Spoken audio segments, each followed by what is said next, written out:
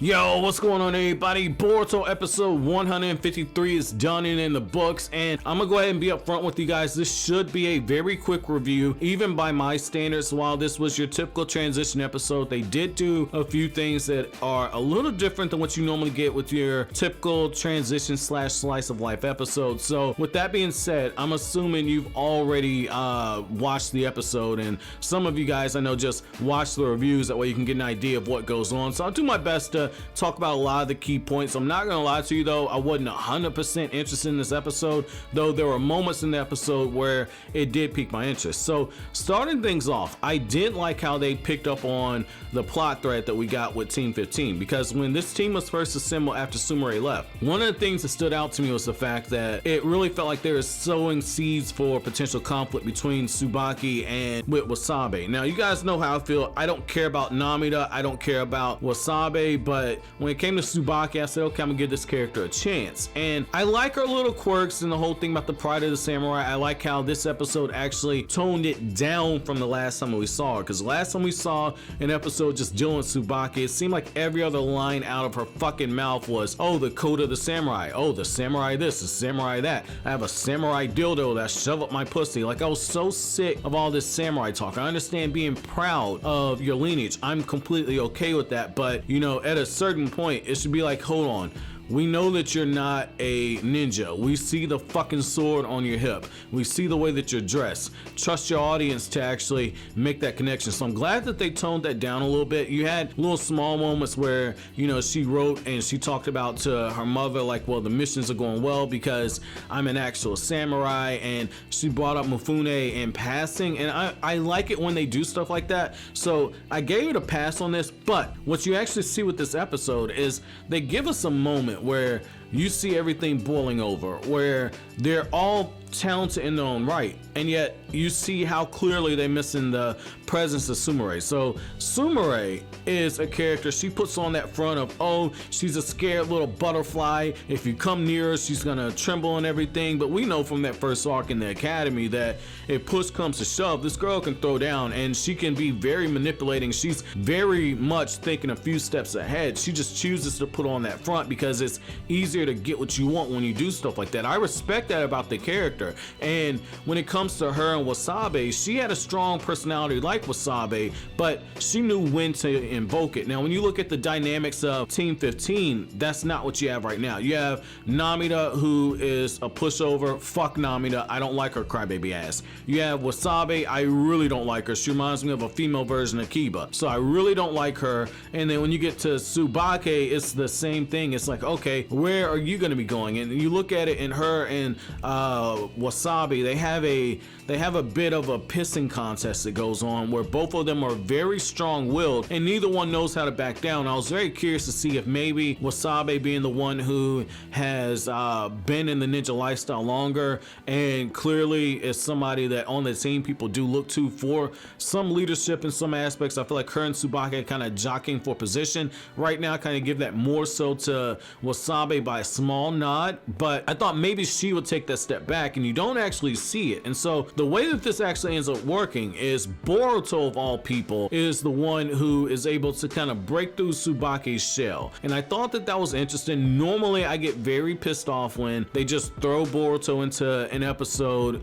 when his ass doesn't really belong there. You know, like I always say, like, you know, there are times where you can take a break from the main character and focus on the other characters in the story, and so I wasn't upset with this one because it was very clever how they did it. So if you look at some of the symbolism they did in this episode, the first thing that they did was, you know, they showed us like, hey, you know, all these characters, they're very strong, they're very talented, however they don't necessarily fit well together. I'm like, okay, I already knew that, but I like how they kind of do an homage to Masashi Kishimoto's data book. So I want you to forget everything you know about these Boruto character profiles. People call those data books. That's absolute bullshit. Those are not data books. Those are little character profiles where you get some outrageous ass numbers that don't have any type of logic to them, and you get the ninjutsu that these characters have learned. Other than that, there's no other information. If you look at data books 1 through 4 that Kishimoto did, on top of having character profiles where you would have the graphs with the ninjutsu and their skill sets, you would also get their chakra natures,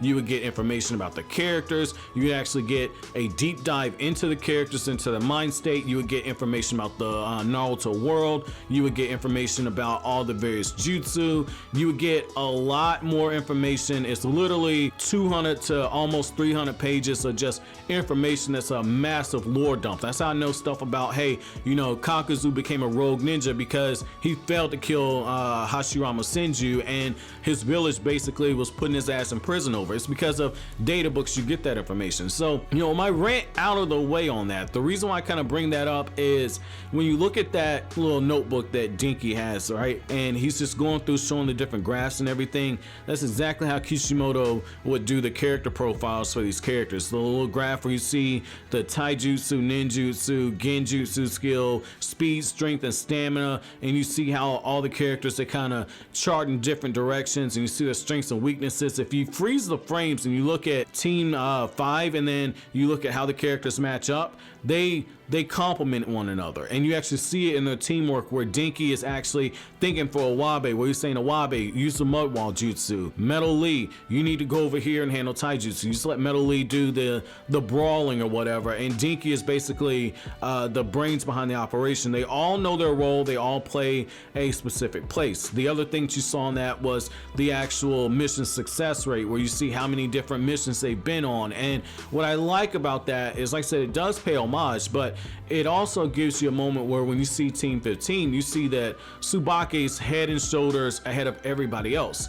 And the way that the anime went a step further and tried to represent that is, if you look at that scene where Tsubaki is eating all those french fries, look how high the french fries are. The french fries are just outrageous. They're higher than anything you would actually expect. That's symbolic for where a skill set is in terms with the other Ganin that are on our team. And so I thought that that was interesting that they decided to go that route. But the thing is with Boruto, to bring this back to Boruto Uzumaki, when he comes in, he's like, man, I see you only eat french fries. Like, that's cool, but you need to eat these hamburgers too, and you need to actually drink the soda that comes with it. And she's like, no, I only like french fries. It's because she's a stubborn bitch. But what ends up happening is Boruto's able to kind of get in on her, and he's able to wear her down a little bit. She breaks off a little bit of the hamburger, and then she eats the french fry, and then she takes a sip of the soda, and then she's like, oh wow, everything complements one another. And when she sees Wasabi, and when she sees Namida actually going through doing their training together, that's when she realizes that, oh well, we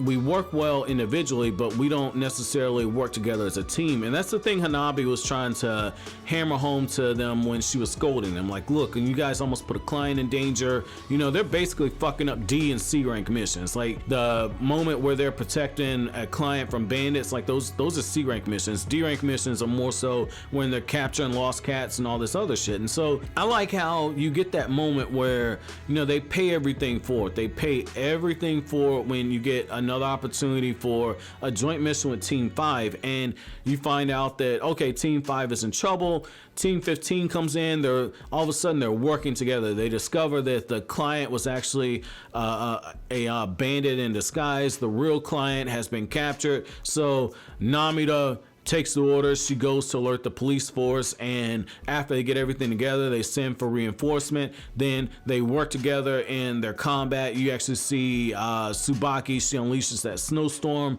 attack and everything. Like, you see them working in perfect sync, and they're just paying off everything. Like, again, I'm okay with it. Like I said, it was a little corny, a little cliche, but I got where they're kind of working towards it. And the thing that did kind of annoy me just a little bit, I understand it went for humor purposes, but I found it a little annoying, was they're like, oh, it's a double-edged sword. If I use too much of this, if I overestimate how much power I use, it's a double-edged sword. And they're like, Tsubaki, don't die, Tsubaki. I'm like, bitch, this is Boruto.